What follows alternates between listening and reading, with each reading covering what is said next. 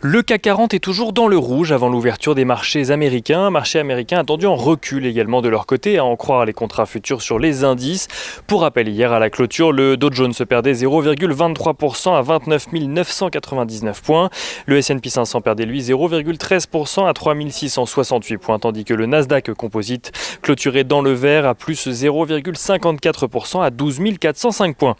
Les investisseurs qui devraient suivre aujourd'hui à Wall Street les négociations en matière de plan de relance, celle-ci patine toujours alors que le plan proposé par Steve Mnuchin sème un peu plus de désordre. Il y a donc à présent un plan de 916 milliards de dollars d'un côté, défendu par Steve Mnuchin et accepté par Mitch McConnell, le leader républicain au Sénat. Et face à lui, il y a un plan de 908 milliards de dollars proposé par un groupe de parlementaires bipartisans sur lequel les démocrates veulent débattre.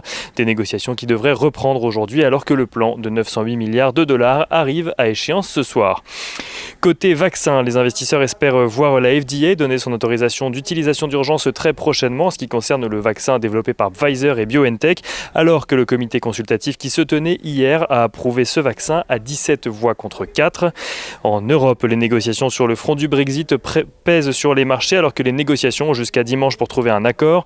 Boris Johnson a cependant confié à la BBC à la suite de sa rencontre avec Ursula von der Leyen qu'il y avait de fortes chances que les négociations échouent. Boris Johnson qui accuse notamment l'Union européenne de vouloir verrouiller le Royaume-Uni dans son giron. Un avis partagé par son gouvernement qui ne veut pas de l'accord en l'état.